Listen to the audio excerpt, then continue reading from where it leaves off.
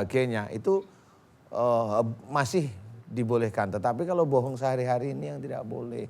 Suatu ketika di hari-hari biasa dia bohong. Ayah dari mana, pulang kok jam 9 malam baru pulang. Iya lembur. Suatu ketika puasa ini bulan Ramadan. Ayah dari mana, dia bohong. Dia nggak bohong, dia langsung jujur. Aku dari istri muda. Hah? Kan belajar nggak bohong. Tapi ngancurin istrinya ya. Jadi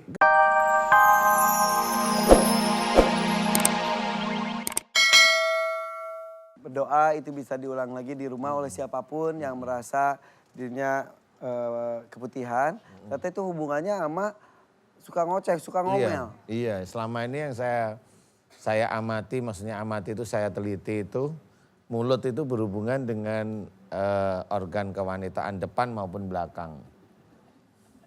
Ya, semakin ngoceh. Ini ikut ngoceh juga. Loh, serius. Ini secara real saya cerita bener. Orang ngoceh, itu lama-lama nanti mulutnya dia panas. Lama-lama nanti air liurnya ini banyak. Ini normal ini. Itu sunatullah sebenarnya. Serius ya. Ini walaupun kita lucu-lucu dikit tapi ini serius ya. Itu sunatullah. Jadi liurnya banyak di sini. Nah oleh Allah Ta'ala sama. Kalau ini nggak terkontrol. Sama di bawahnya juga pasti dia akan panas juga. Nah dengan panasnya itulah mulai secara sunatullah muncul lendir. Nah lendir ini mencoba untuk mendinginkan di daerah-daerah dinding-dinding di daerah situ. Ini sunatullah ya. Nah karena lendir ini akan di situ terus dan dia tidak mendapatkan sesuatu kering, oksigen dengan baik. Akhirnya di situ mulai ada bakteri. Nah itu yang dinamakan keputihan. Itu sama. Jadi sama seperti umpamanya kalau mulut itu diem. Kalau dia ngomong pasti bau. Tapi kalau dia ngomong terus enggak. Mirip seperti itu. Jadi secara sunatullah seperti itu. Oke. Dan sekarang kita masuk ke tema nih, puasa kok bohong. Bohong itu di luar puasa aja nggak boleh Ustadz ya. Apalagi di dalam puasa. Jadi mempengaruhi juga jadinya nilainya ya. Iya sih. Silakan Ustadz. Iya. Sebelumnya assalamualaikum warahmatullahi wabarakatuh. Amin, alhamdulillahirabbil alamin. Tema kita adalah puasa kok bohong. Memang salah satu hal yang memang tidak pernah kita sangka-sangka sebenarnya. Kita sendiri ya, nggak usah cerita orang lain, kita sendiri. Kalau kita sudah terbiasa bohong, maksudnya ada sesuatu biasanya kita tutup-tutupin. Itu nanti kesehariannya seperti itu. Ada masalah apapun atau ada ini apapun selalu kita akan bohong. Biasanya seperti itu. Itu secara normal sepertinya. Suatu ketika kalau dalam kondisi puasa yang harusnya tidak bohong, karena sudah terbiasa bohong, ini akan ngikutin. Itu akan ngikutin sebenarnya. Jadi otak dengan mulut itu akan ngikutin dengan kebiasaan kita bohong. Padahal kalau kebiasaan sehari-hari bohong itu kan dalam hal-hal tertentu yang urgent, yang darurat. Bohong tapi bukan bohong untuk bohong putih kalau orang bilang. Tapi bohong agar untuk tidak bertengkar, membunuh dan sebagainya. Itu masih dibolehkan. Tetapi kalau bohong sehari-hari ini yang tidak boleh. Suatu ketika di hari-hari biasa dia bohong. Ayah dari mana, pulang kok jam 9 malam baru pulang. Iya lembur. Suatu ketika puasa ini bulan Ramadan. Ayah dari mana, dia bohong. Dia nggak bohong, dia langsung jujur. Aku dari istri muda. Hah? Kan belajar nggak bohong. Tapi ngancurin istrinya ya. Jadi kebiasaan itu harus dilatih sebenarnya. Semuanya itu harus dilatih. Karena dia ingat bahwa ilmu yang dia sampaikan ini hebat, ini belum orang begini. Wah pokoknya begitu. Tapi kalau sudah terbiasa ya sudah diawali basmalah. Kemudian mencoba menerangkan ilmu itu kepada masyarakat. Agar masyarakat itu tahu, enak, nyaman, ngerti, manfaat untuk akhirat. Baru di situ selesai itu ditutup dengan hamdalah. Semua yang terjadi yang kita ceritakan itu semata-mata atas izin Allah. Sebetulnya masa kebohongan dan kejujuran itu harus dilatih dimulai dari anak-anak ya. Jadi buat nih ibu bapak atau pemirsa di rumah nih kan masih misal punya anak kecil. Kalau ketika tahu dia bohong jangan dicecer terus, nanti bohongnya akan bertambah. Jadi anak-anak bohong misal ketika bangun tidur kasurnya basah. Udah tahu dia ngompol, misalnya ditanya, kamu ngompol ya? Terus anak bilang, enggak. Ya udah, daripada enggak beneran. Iya itu air tumpah, kapan tumpahnya? Iya pas tadi mam, akhirnya bohong lagi. Akhirnya pinter bohong. Betul. Jadi mendingan ketika misal anaknya ngomong, iya ngompol, jangan dimarahi. Akhirnya ketika dimarahi, yaudah deh mendingan bohong aja. Sudah sana bersih dulu. Iya, mendingan kalau ya udah dipeluk. Udah lain kali jangan ngomong lagi ya. Itu Bersihin kan bareng kalau yuk. anaknya. Iya, tapi kalau bapaknya. Nah itu. Nah, iya bener juga.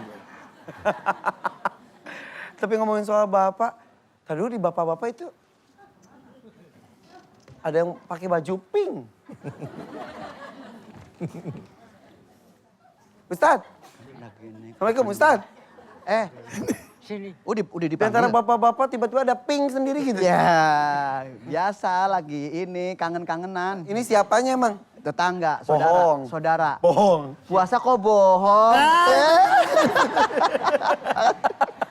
Pas banget tuh temanya. Assalamualaikum. Waalaikumsalam warahmatullahi Ustadz Nawir wabarakatuh. nih. Pakai kisbah sekali. Waalaikumsalam warahmatullahi wabarakatuh. Amin ya Allah, amin. Assalamualaikum warahmatullahi wabarakatuh.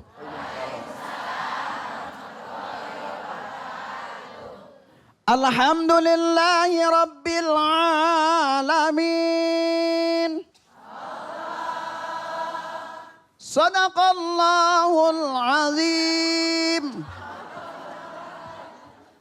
Amma ba'du. Berbicara dengan judul puasa kok. Bohong. Ya Allah, puasa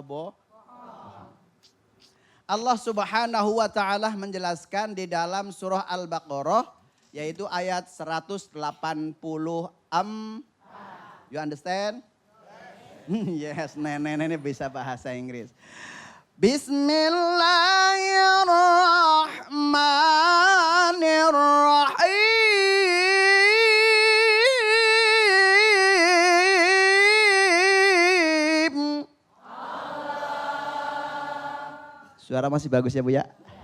Walaupun udah tuir. Wah, tuwir. Alhamdulillah. Ya tuwir alhamdulillah. Ya Allah. Wa antasumu khairan lakum in kuntum ta'lamun.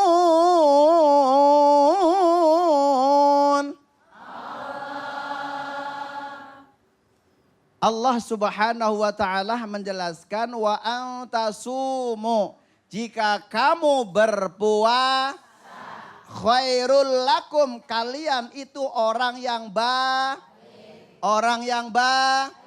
in kuntum ta'lamun, apabila kalian tawa.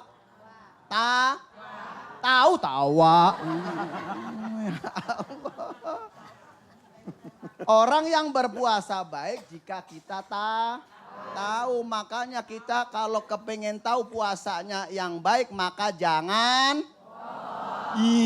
Kalau bohong amalnya bakal diobong. Oplos. Diobong, Masya Allah. Diobong tuh apa sih Ustaz? Hah? Diobong tuh apa sih? Diobong Ya, dibakar. Biar tahu semua. Biar tahu. Rasulullah menjelaskan, malam yada qaulahuz zur. Jangan kalian tinggalkan yaitu kalimat az-zur. Di dalam tafsir Ibnu Hajar menjelaskan az-zur itu diartikan al-kizbu, artinya Makanya kalau bohong di sini kasihan puasanya sia-sia. Sampai Rasulullah mengajarkan kepada kita kalau kalian bohong akan dicuekin oleh Allah. Lah Allah yang nyuekin. Orang dicuekin sama suaminya juga sedih ya. Kalau misalkan istri kita di rumah suka bohong, akan ketahuan ketika lagi puasa. Betul nggak? Bapak kok pulangnya malam? Kan lembur, iya kan? Begitu datang puasa, Masya Allah ditanya, Papa dari mana? Dari mana tadi Kiai? Saya nggak berani ngomong begitulah, ya Allah. Makanya di rumah jangan saling menyimpan rahasia di dalam rumah. biar rumah tangganya menjadi baik dunia dan akhirat. Salah satunya kalau kepingin mendapatkan keluarga yang nggak bohong gampang, tergantung suami. Nah,